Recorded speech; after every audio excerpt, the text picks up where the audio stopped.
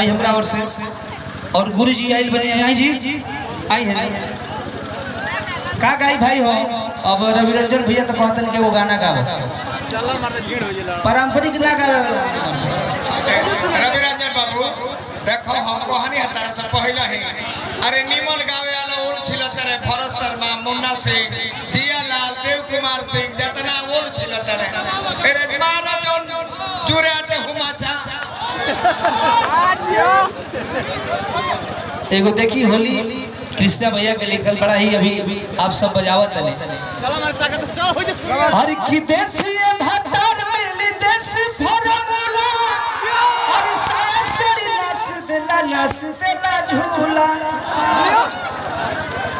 बहुत ही प्यारा सॉन्ग जो काफी बाजता कि पिया खोइले खा के डाले तो बेचैनी धरेला। बहुत आप सब प्यार आशीर्वाद देनी और छोटी वाला गा दी।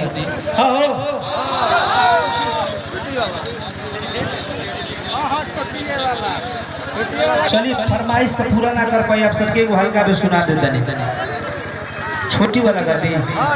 हर की छोटी छोटी चोटी से चोट लगता। चलिए सबके दिल से धन्यवाद और जो भी टीम में आइल बा दोनों कलाकार के दिल से पड़ा टीम के लव यू। मेरे प्यारे भाई आप लोग बैठ जाइए।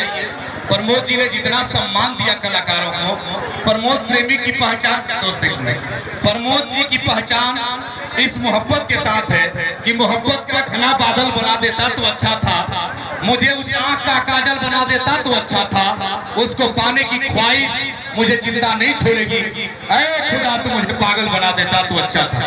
मैं चाहता हूँ आज देखिए हम कहरवा सारे गामा कंपनी से गाइले स्पीड कंपनी से गाइले तो हमरा तक